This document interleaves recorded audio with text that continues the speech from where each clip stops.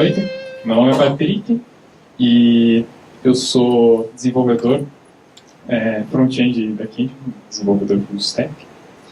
E hoje a minha apresentação é funções são poderosas. Basicamente, essa talk eu vou dedicar para os loucos do código. O pessoal que só quer ver código, então 90% dessa talk vai ser eu falando sobre código. E o meu objetivo aqui é trazer algumas coisas que eu aprendi ao longo dos últimos meses sobre como implementar alguns conceitos de programação funcional dentro do JavaScript. Eu não tenho experiência com nenhuma linguagem funcional, mas o JavaScript também não é uma linguagem totalmente funcional. Então, a gente vai conseguir aproveitar algumas das coisas que eles nos provê. Então, para começar, eu vou explicar sobre closures, e para definir o que são closures, é importante falar primeiro o que é um escopo léxico. Então, quando você quer acessar variáveis no teu código, normalmente você pode ter um escopo dinâmico ou um escopo estático. Um escopo léxico significa que você vai acessar as variáveis do teu código conforme os escopos. Então, primeiro a engine lá do JavaScript, se você estiver utilizando, vai tentar acessar o escopo mais interno e ele vai partir para os escopos externos tentando achar a variável que você declarou. Então, se isso ficou muito abstrato para você, aqui vai um exemplo de código para exemplificar o que é o escopo léxico. Então, vocês veem ali que na primeira linha eu estou declarando um cumprimento, então eu acabo de chegar, eu falei oi. E logo depois eu declarei a função sair. Então, aqui é bem simples. Quando eu chamo a função sair, aqui no final, dentro da função sair, eu declaro mais uma função. Tá dentro daquele escopo, só desse escopo aqui, que começa aqui e termina aqui, tem essa função voltar, que só é acessível ali. Dentro dessa função voltar, ela recebe uma variável que também se chama complemento. Então, ambas as variáveis têm o mesmo nome. Mas não se enganem, porque quando a gente seta o complemento como tchau aqui dentro, ele está acessando esse cara aqui. Mesmo se a gente passar esse complemento como parâmetro, ele não vai ter acesso ao ponteiro. Porque no JavaScript, quando você passa como parâmetro tipos primitivos, ele vai passar o valor apenas daquele tipo e não a referência. Se você quisesse passar a referência, você passaria um objeto. Então, quando a gente seta esse complemento como oi de novo, ele não vai sobrescrever esse tchau. Ele vai setar só o parâmetro como oi de novo. Então, é muito importante vocês prestarem bastante atenção enquanto vocês estiverem escrevendo código para não cair nesse tipo de erro básico. E o importante da utilização das closures, o que é útil para a gente, de memorizar esse escopo, é que a gente pode chamar callbacks depois com o escopo memorizado. Então, isso pode parecer confuso no começo, mas isso vai ser explicado ao longo dessa talk, vocês vão ver.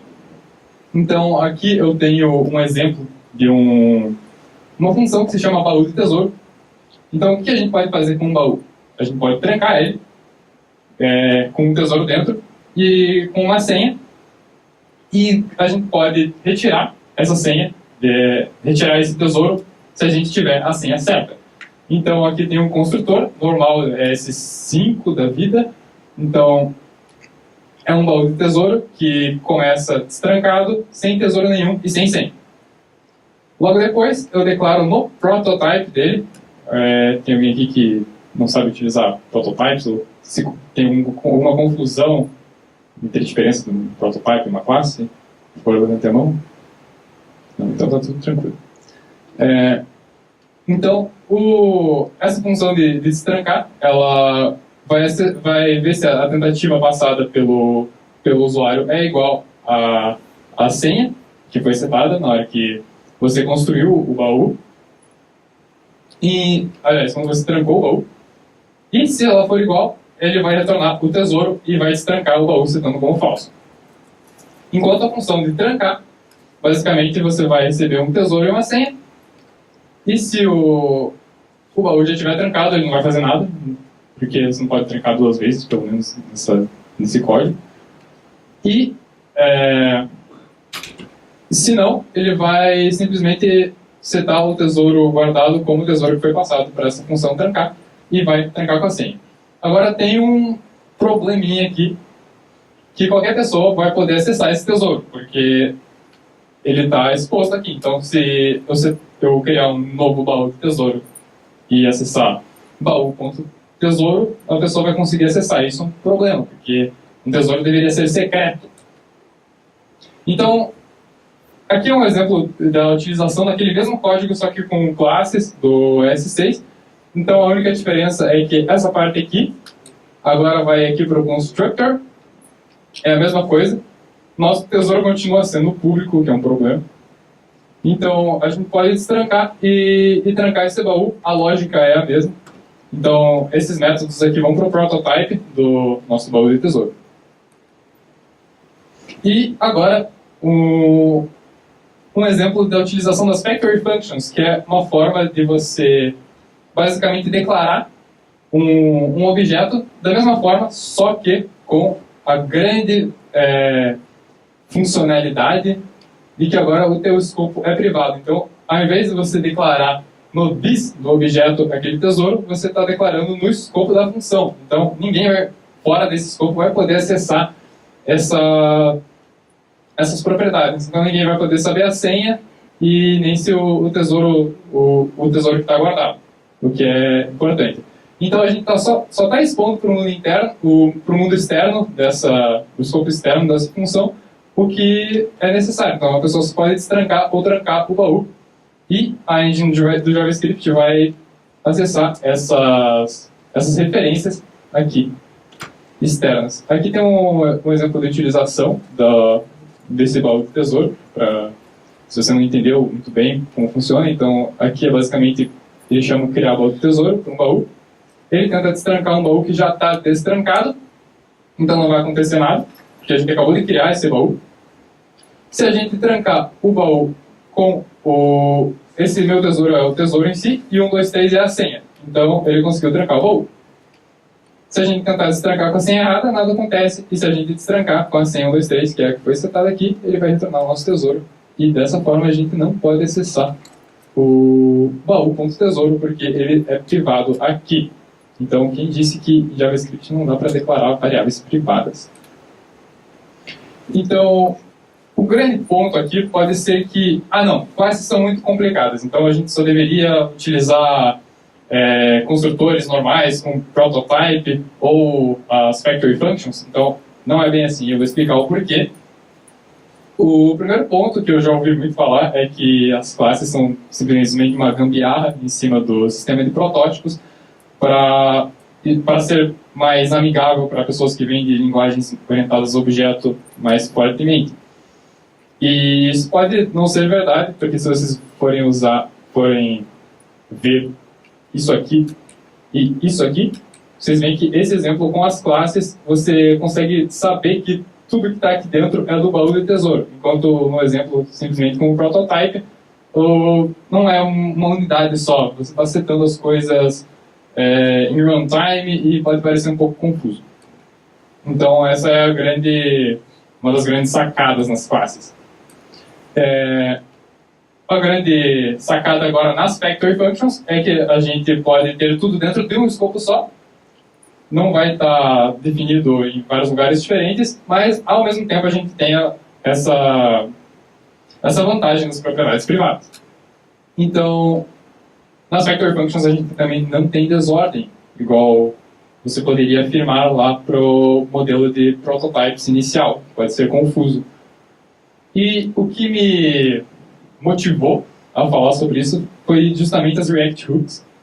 Que nas React Hooks você abandona o sistema de classes e passa a utilizar o modelo mais parecido com Factory Functions. Então, ao invés de acessar o teu state lá pelo this, você agora está acessando com variáveis locais mesmo da função. Quando precisar atualizar aquele componente, ele simplesmente vai renderizar novamente.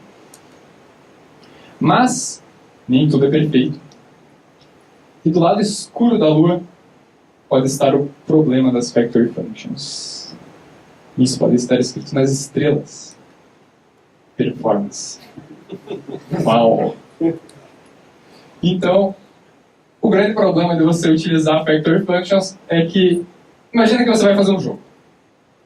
Nesse jogo você vai ter centenas de NPCs. Então, enquanto no modelo de prototype comum ou com classes, que vai dar basicamente na mesma por baixo dos panos, para cada NPC que você gerar, ele vai manter a referência do protótipo dele. Então, para cada NPC que for gerado, não vão ser geradas novas funções de falar e andar. Ele vai reaproveitar essas funções em memória. E enquanto nas Factory Functions, aqui a gente tem o nosso querido Create NPC, a gente vai retornar esse objeto novo toda vez. Então, cada vez que a gente criar um NPC, ele vai retornar uma nova função de andar, uma nova função de falar. Então, isso vai consumir muita memória se vocês estiverem pensando nesse tipo de implementação.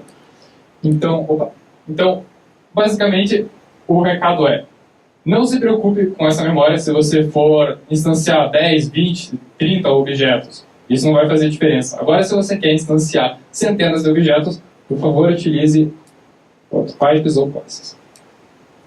Aqui tem mais um exemplo da utilização de closures. Então, vocês viram que nas Factory Functions a gente guardou essas variáveis no escopo local e a gente pode acessar elas dentro dos métodos que foram retornados aqui dentro dessa função.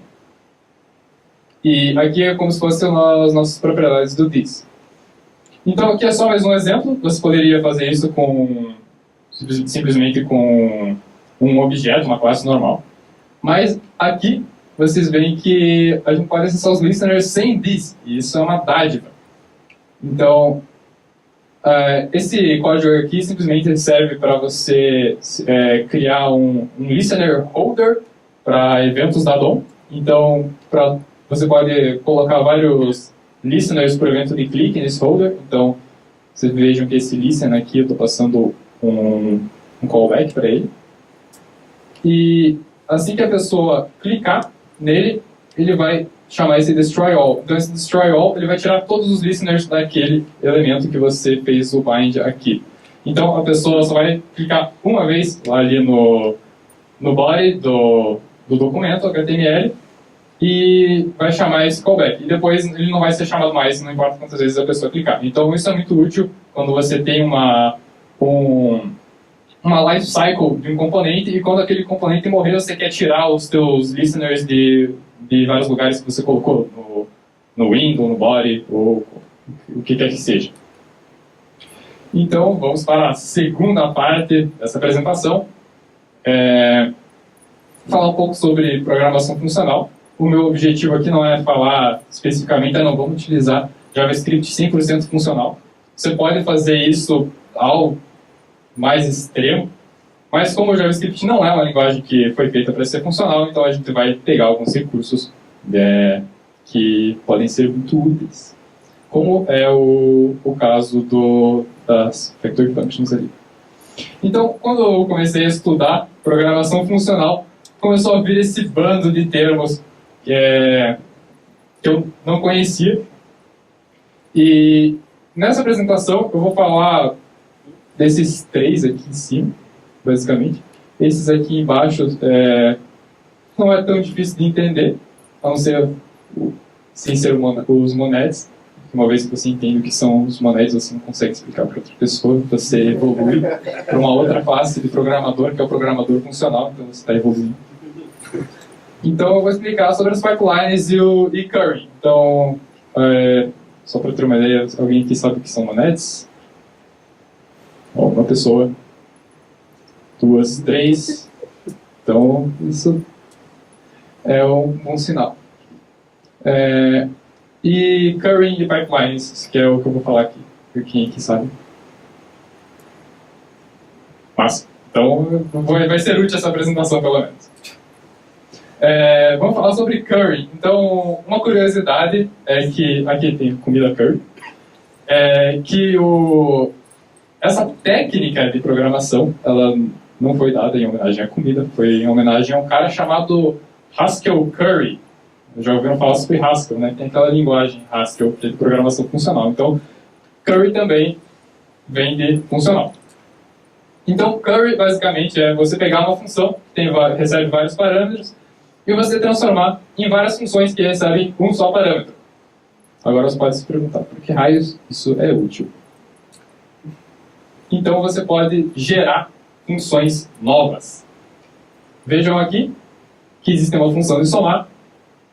Ela recebe um item 1, que é o primeiro parâmetro, que retorna uma outra função, que é o item 2, e no final ele soma os dois itens. Então, se a gente chamar somar com 5 e depois com 15, ele retorna 20.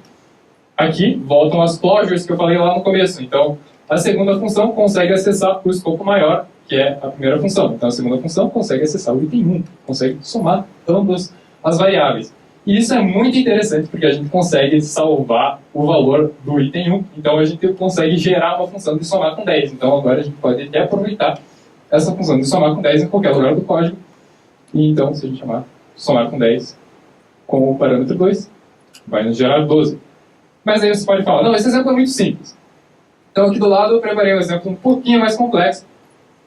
Vocês vejam que a primeira função aqui é o encontrar elemento, que basicamente recebe um seletor e faz um query selector dentro do document com o seletor passado para essa função. É bem simples essa função. A segunda função é o substituir texto. Então, aqui a gente já está usando closures de novo. Vamos começar a usar closure em tudo. Substituir texto recebe um elemento e o texto, exceto o inner HTML dele, como o texto que foi passado na primeira função. Certo. Agora o negócio vai começar a ficar confuso. Então a gente quer criar uma função, já que a gente está programando funcionalmente, a gente quer agregar a função encontrar elemento com a substituir texto e criar uma função encontrar elemento e substituir texto. Então a gente quer fazer tudo de uma vez só. E nessa função aqui, a gente recebe o seletor e o texto, que está repetindo o código daqui. Isso já é bem confuso. E no final a gente está chamando substituir texto e como argumento encontrar elemento que tem como argumento o seletor e tudo isso é chamado com o texto. Não está muito fácil de entender e essa programação funcional está começando a mais atrapalhar do que ajudar a gente. Mas mesmo assim a gente conseguiu gerar a nossa função aqui de substituir texto do H1. Então a gente passou o H1, que é o nosso seletor aqui, e a gente vai substituir o texto dele várias vezes. Então está funcionando, mas está difícil de entender. Então como que a gente vai melhorar isso? Com pipelines. Então eu queria agradecer aqui o Eric Elliott, a lenda do JavaScript, que eu tirei essa função de pipe de um artigo dele. Então eu recomendo que vocês vejam a série de artigos que ele escreveu sobre programação funcional, que é muito bom e ajuda vocês a entenderem esse mundo novo, que é para quem vem de um background de JavaScript, pelo menos. Então, aqui, essa função aqui parece bem confusa, por isso eu peguei e renomeei os argumentos dela para ficar mais fácil de entender e transformei em uma function ao invés de uma error function, porque, sei lá. Então, essa pipeline aqui, essa função de pipe, vai receber várias funções. E essa função aqui, principal, vai retornar uma outra função, que vai receber o primeiro argumento. Então, imagina que a gente quer fazer uma fila de funções e a gente quer colocar um input e a gente quer que passe por cada uma dessas funções. O output da primeira vai ser o input da segunda, ou seja, o retorno da primeira vai ser equivalente aos argumentos da segunda função.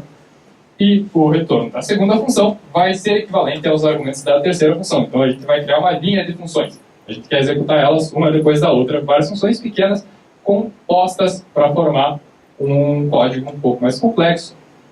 E a gente está usando isso para facilitar o entendimento e a legibilidade do código.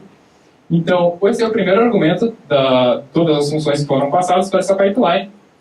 E daí, para cada uma das funções, ela vai executar a próxima. Vocês não precisam se preocupar muito com o funcionamento disso daqui, mas basicamente ele vai fazer um reduce aqui com o resultado da função anterior, e a função atual vai retornar a função atual com o resultado da função anterior. Então, assim que ele cria pipeline. E como que a gente utiliza isso? Bom, vocês lembram que aqui tinha esse negócio confuso aqui, que estava horrível a legibilidade dele? Agora se preparem, porque ficou fácil de ler. Então, encontrar elemento e substituir texto é simplesmente um pipe de encontrar elemento e substituir texto. Ficou muito mais fácil. Então, agora o nosso código faz muito mais sentido e a gente está usando os códigos a nosso favor. A gente pode utilizar essa função de substituir texto exatamente daquele seletor em vários lugares do nosso código, sem precisar ficar fazendo esse seletor várias vezes, escrevendo o mesmo código. Então, reaproveitamento do código, olha só. E, para finalizar, eu queria só falar que você pode fazer duas funções que fazem exatamente a mesma coisa, só que em uma você vai ficar dando voltas e voltas e voltas, e na outra você vai fazer aquilo muito mais simples. Então é para isso que a programação funcional vai ajudar a gente. A grande ideia é quebrar o nosso código em pequenas funções que fazem coisas muito simples e criar um agregado quando a gente precisa utilizar elas em conjunto para fazer coisas mais complexas. Então, ao invés de você tentar fazer um código estilo espaguete e acabar se confundindo todo, claro que eu exagerei bastante, coloquei umas gambiarras aqui, umas coisas misteriosas do JavaScript. Acreditem ou não, esse código aqui retorna 2, que é esse 2 aqui. Então, essas duas funções fazem a mesma coisa. Se alguém quiser tentar entender isso aqui, fique à vontade, mas por essa apresentação é isso. Aqui estão os meus contatos e muito obrigado.